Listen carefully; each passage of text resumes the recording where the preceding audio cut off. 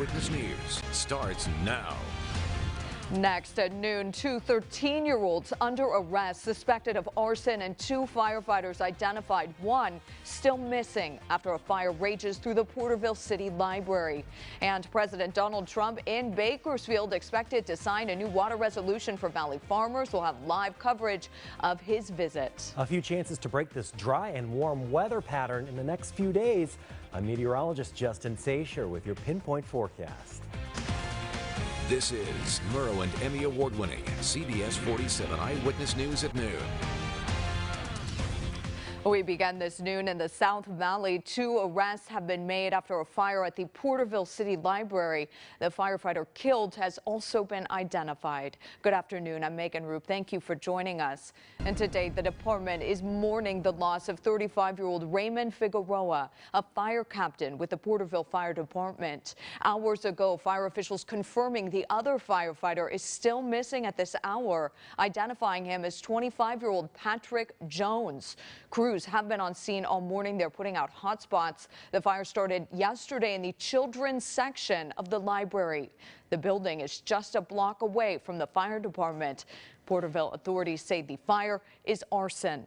Our Fabiola Ramirez has been out on scene throughout the morning hours where crews are hoping to access this building soon. Fabi, good afternoon.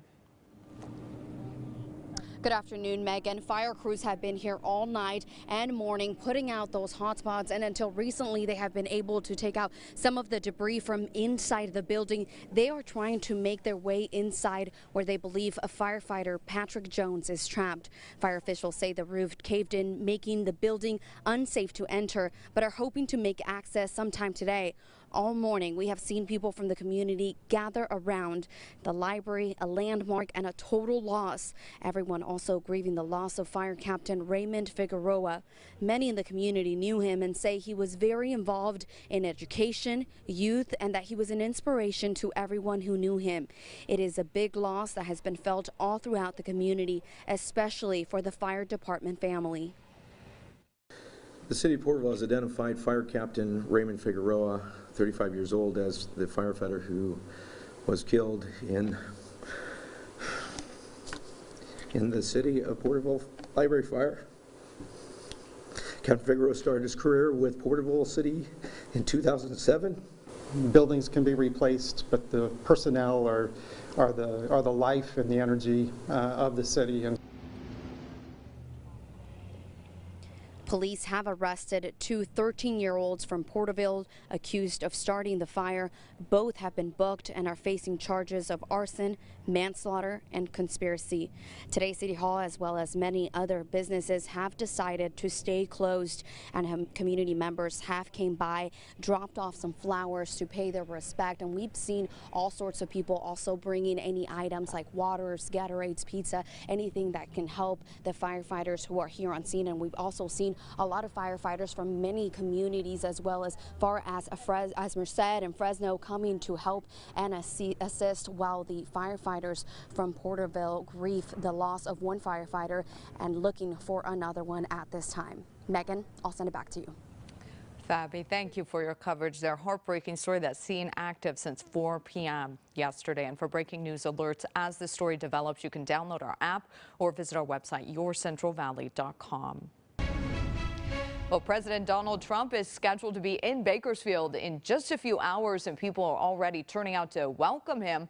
The president is expected to sign a new bill regarding water. He'll be joining Congressman Kevin McCarthy to talk over solutions for improving water supply and access in California. Our Shawna Kalafi is live at the hangar where the president is set to speak later this afternoon. Shawna, good afternoon. Good afternoon, Megan. Yeah, like you said, the president isn't expected to arrive for a couple more hours, but you can see this hangar is already starting to get filled with people ready to hear him talk about issues relevant to the Central Valley, specifically water issues. Now, President Trump is also expected to sign a declaration designed to bring more water to Central California farmers.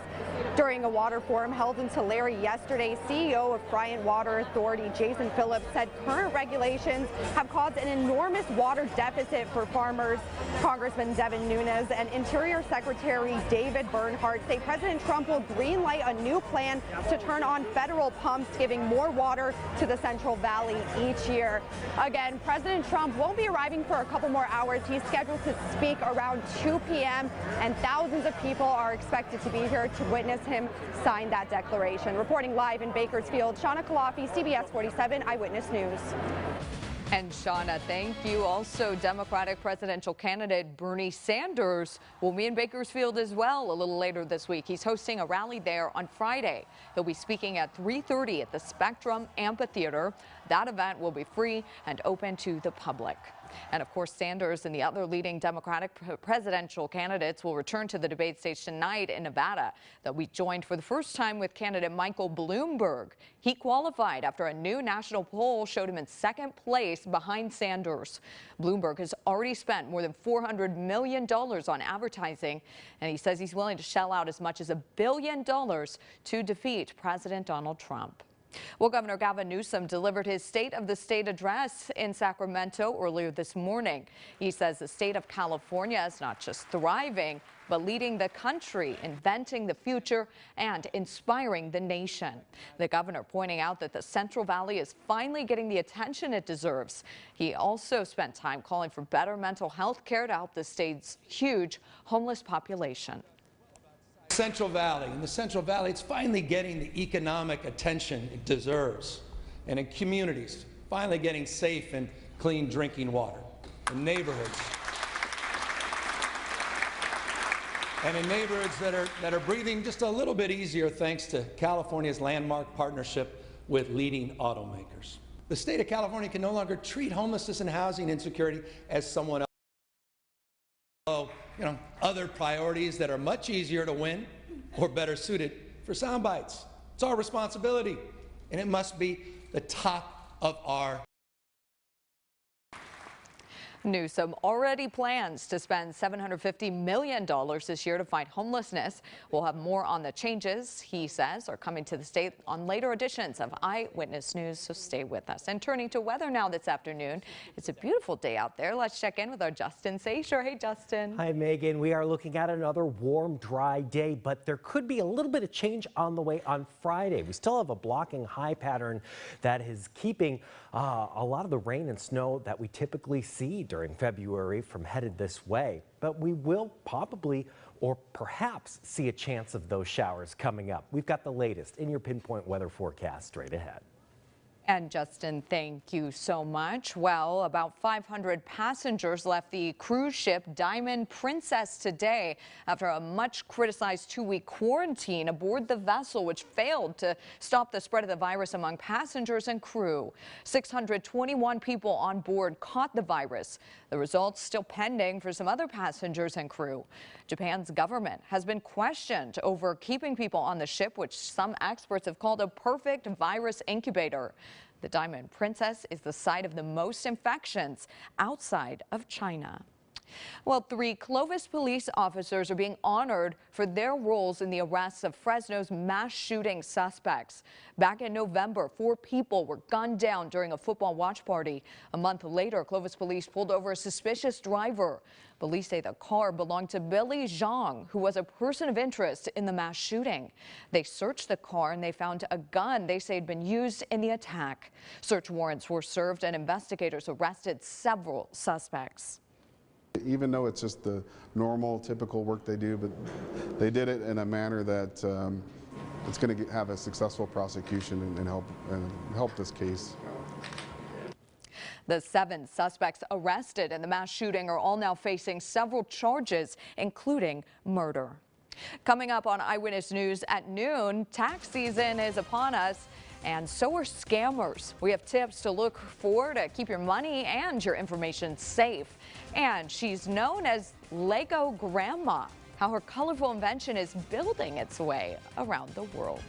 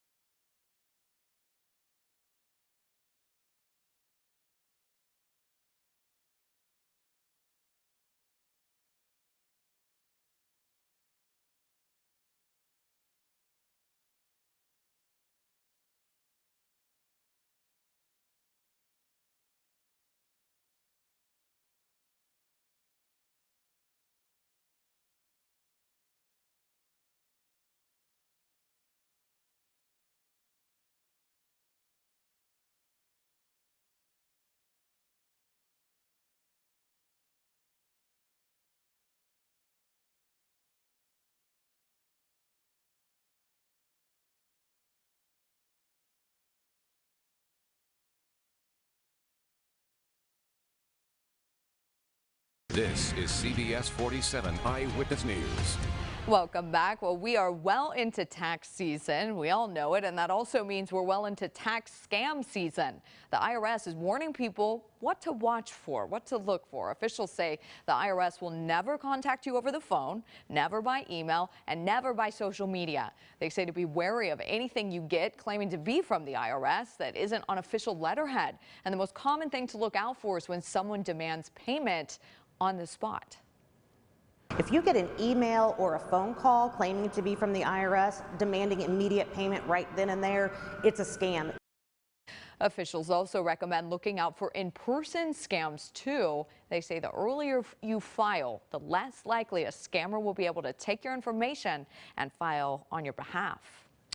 The celebration of life for Kobe and Gianna Bryant is scheduled for February 24th at Los Angeles Staples Center. And Ticketmaster verified fan distributed tickets for the event. Fans were notified overnight if they were selected to buy them. And if there are still open seats, they'll be available to the public starting tomorrow. Tickets are also a significant cost, $224 each, and two for $224 and $24.02 each. The Bryants were buried earlier this month at a cemetery in Southern California. Well, a German grandma is using a childhood toy to make her town wheelchair accessible. And now her innovative solution has become so popular, it's rolling out around the world. CBS's Gwen Baumgartner reports from London. Her name is Rita Abel, but this 62-year-old is best known as Lego Grandma. For the past year, she spent several hours each day gluing and stacking blocks like this. More than a craft project, these ramps are a colorful solution for wheelchair users in her West German town. She says, I started building ramps to get access to shops where, unfortunately, as a wheelchair user, you can't get in without help. Wheelchair-bound herself, Abel got the idea from a medical journal that featured a platform made of Legos. She ordered a box of the stackable toys and started building. With the help of Lego donations, Abel and her husband have created a dozen wheelchair ramps for their town. It's a brilliant idea, says this salon manager, who has a ramp outside her door. Support for the structures is building worldwide, along with requests. Abel has already sent ramps to Austria and Switzerland, while schools in the United States and Spain have asked for blueprints to make their own. This Lego grandma says she's excited to see other communities take a step, or rather a ramp, in the right direction. Gwen Baumgartner, CBS News, London. That's such a cool story. Coming up on Eyewitness News at noon, asking for your help and your blood. How you can help at a blood drive happening right now this afternoon. Details next. And a possible break soon in this warm and dry stretch of weather. It's next in your Pinpoint Weather Forecast.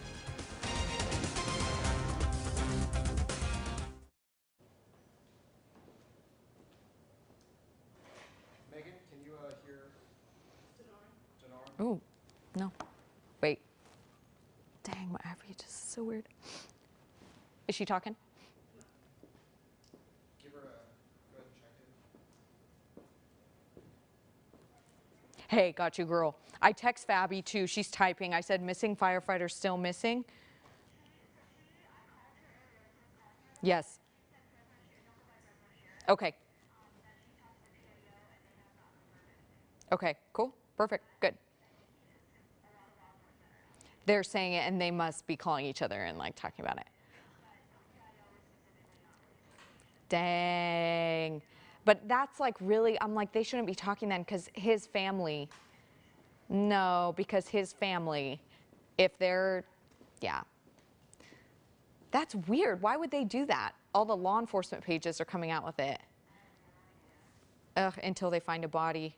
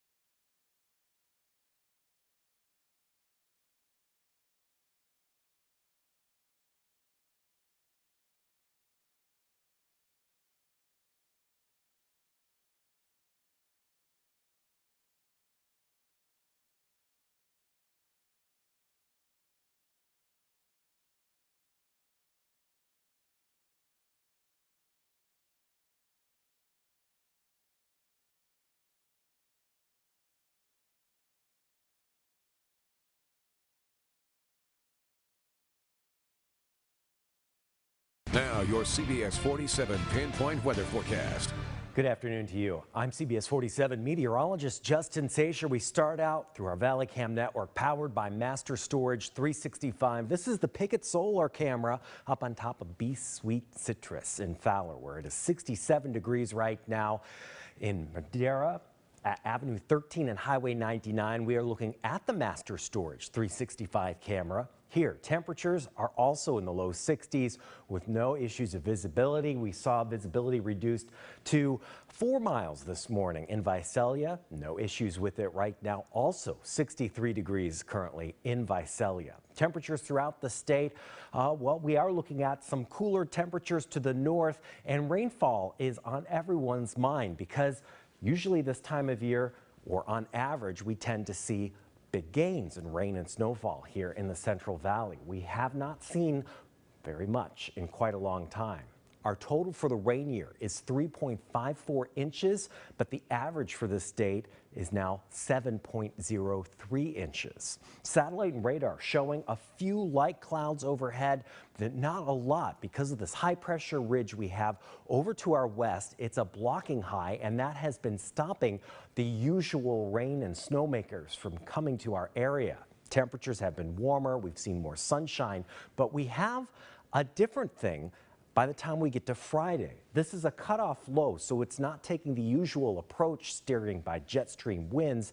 This low is actually expected to perhaps come up from the south and bring a little bit of precipitation to Southern California, possibly as far north as Fresno, and in mountain areas to the south of the 180. It will be brief, and there will be more precipitation down through the southern end of the state. Whether or not it makes it this far north here to Fresno is still remains to be seen.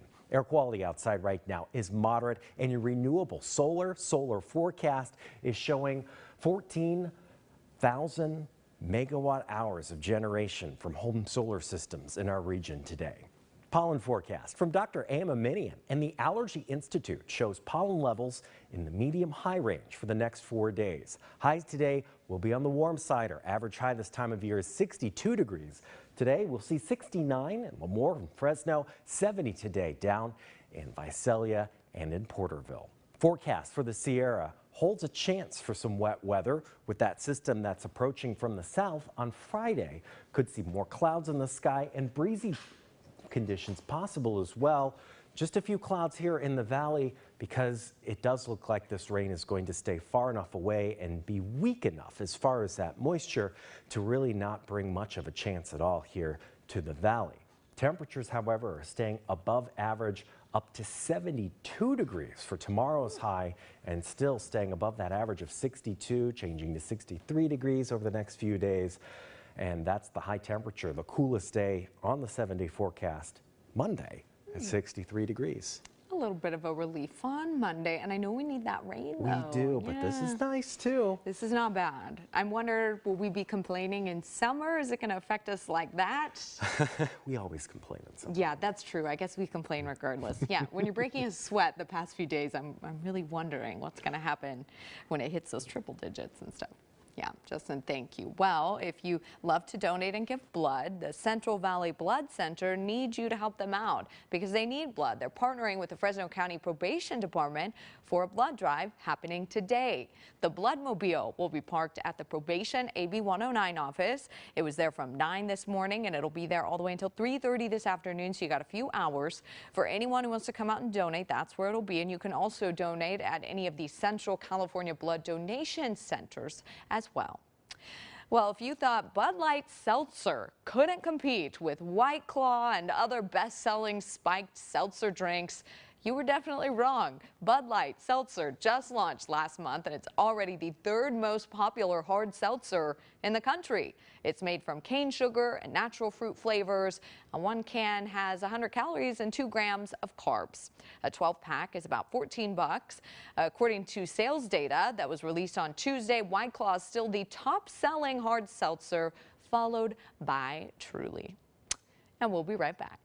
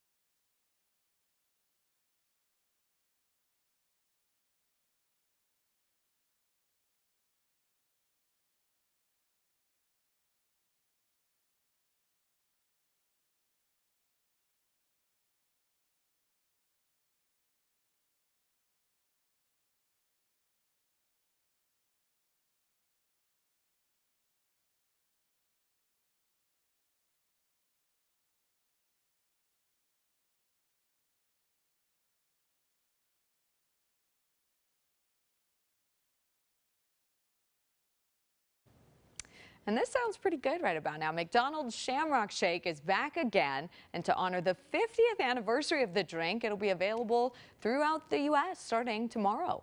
It's been 3 years since the mint green shake was last sold nationally, and the Shamrock Shake was originally rolled out to celebrate St. Patrick's Day in 1970. New this year, McDonald's is introducing the Oreo Shamrock McFlurry. Both of those minty desserts will be available for a limited time. That sounds delicious. You can improve the Shamrock Shake.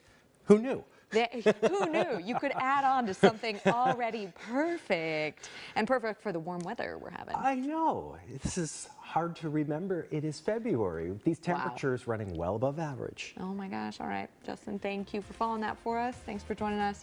More local news tonight. Take care.